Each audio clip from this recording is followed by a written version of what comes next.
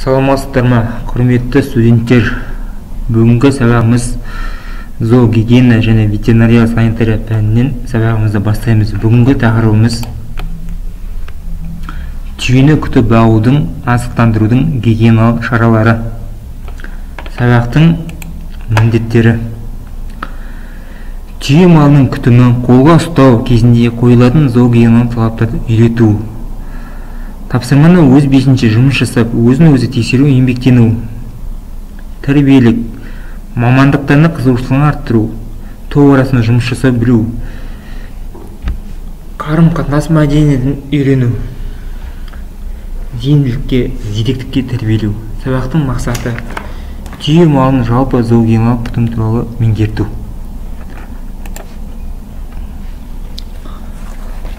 Түйе өсіру саласын тиімді жүргізудің негізгі ережесі: жыл бойына түйенің қоңырлығын жақсы жағдайда ұстау.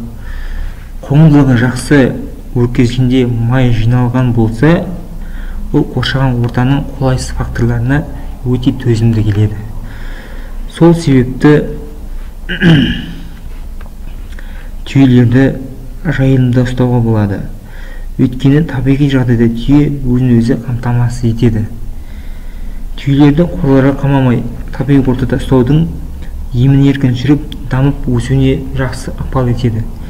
Түйе қатты аяздарға төзімді келеді. Бірақ жауын-шашын, қар аралас жаңбыр сияқты ауа райына өте төзімсіз. Жаңағы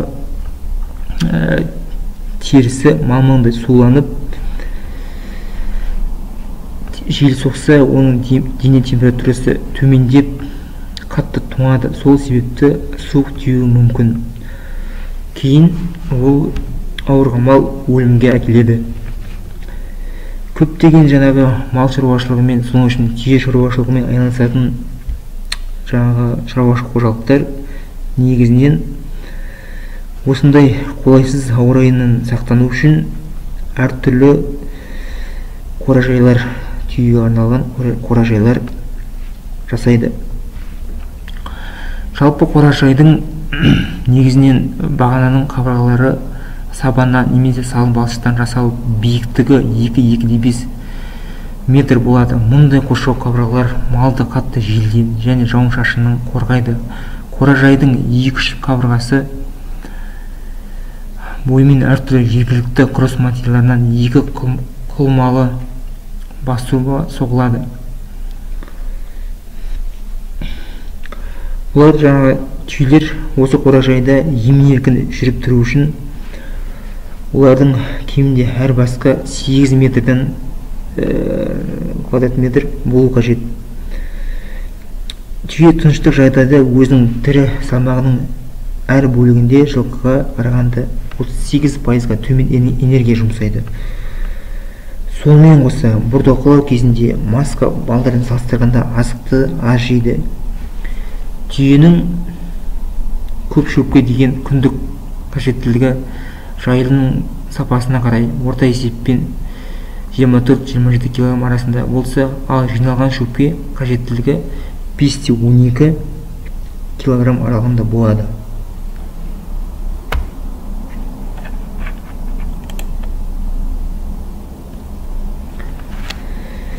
Түйелердің негізгі азығы шөл және шөлейт жайылымдарда өсетін табиғи өсімдіктер. Жалпы түйелердің інгендерінің боталау мерзімі наурыз айында басталып, мамыр айында дейін созылады. Төлдегенде аналық түйені желіне ұлғаяды. Уыз төлдегенде бір тәулік қалғанда пайда болады.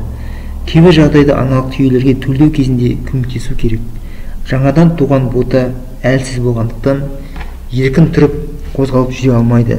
Олардың туған кезінде ортасы тірі салмағы 35-45 кг аралығында болады.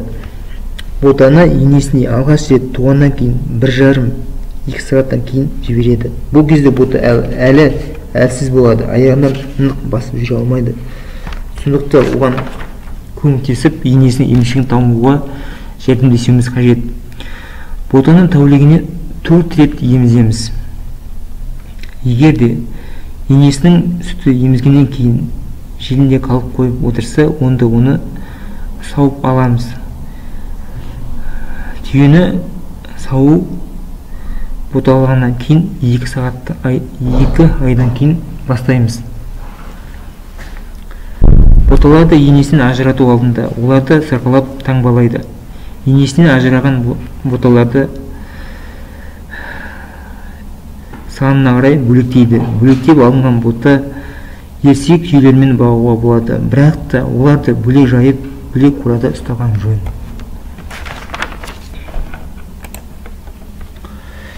Түйенің әр маусымдағы жейтін өсімдіктер түрлері. Жыл маусымына байланысты біз шөп өсімдік түрлерін бөлген болатынбыз. Сораң, жусан, жоңышқа және басқа түрлері. Осыны кестені сызып аламыз.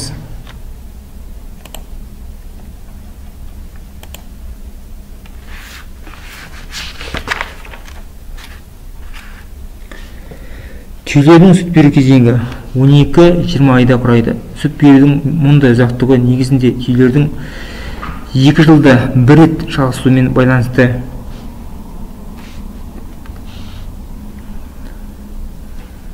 Жайылым жағдайында орташа сүттілік 12 ай ішінде жоғары болса, ал қазақ тұқымды түйелерде 700 литрген шамасында. Оның үстіне сүт өнімділігі негізінен азықтандыру мен күтіп бағудың жағдайына тәуелді болып кететіні бәрімізге айқын.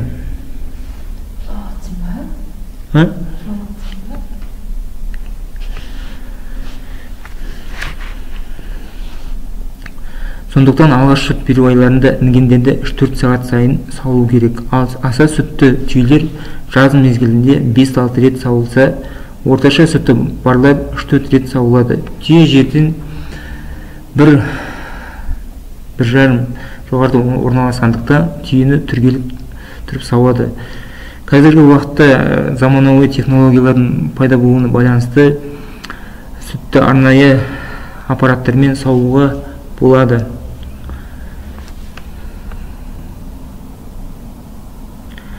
Сауы кезінде сақтықшаларда сақтанған жөн. Аналық түйе артқы аяғымен түйе мүмкін. Көрек жағдайларда малдың аяғын арнайы жіппен бекітеді. Түйені сауға жас кезінен бастап үйретуіміз қажет.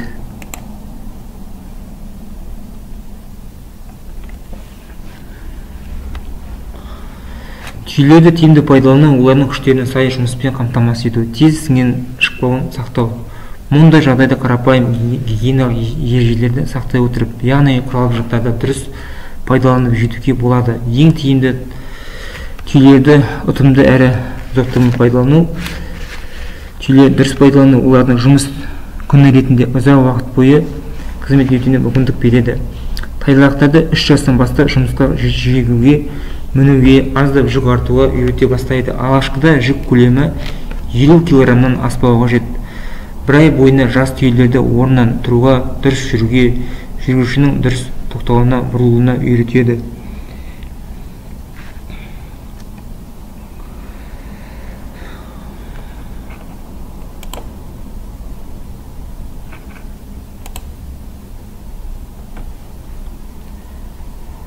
Басқа малдармен салыстырғанда түйенің ата тұяқтылығы, табанының терістігінің мықтылығы, оның қалың қарда жығылмай жүруіне өте ыңғайлы. Ол алыс жолдарға, шөл-шөлейт жерлерге, құмды жерлерге өте жақсы ыңғайлы болып келеді. Бірақ та жаңағыдай батпақты, қатты тасты жерлерде жүруге ыңғайсыз. Өйткені олардың табаны жұмсақ келеді. Сол себепті олардың табандары зақымданып кетуі мүмкін. Енді бүгінгі сабағымызды қорытындылай келе, бекіту сұрақтарына жауап береміз. Яғни құпия сандық айдар бойынша осы бекіту сұрақтарына дәптерлеріңізге жазып сұрақтарды оған жауап береміз. Қарап алыңыздар. және вен диаграммасын толтырамыз. Өткен және де бүгінгі өткен тақырыптарымыз бойынша айырмашылықтар мен ұқсастықтарды жазамыз. Ойды аяқта. Яғни бүгін мен білдім, мен үйрендім, қиындық тудырды, қолымнан келді. Осы кестені дәптерімізге толтырамыз.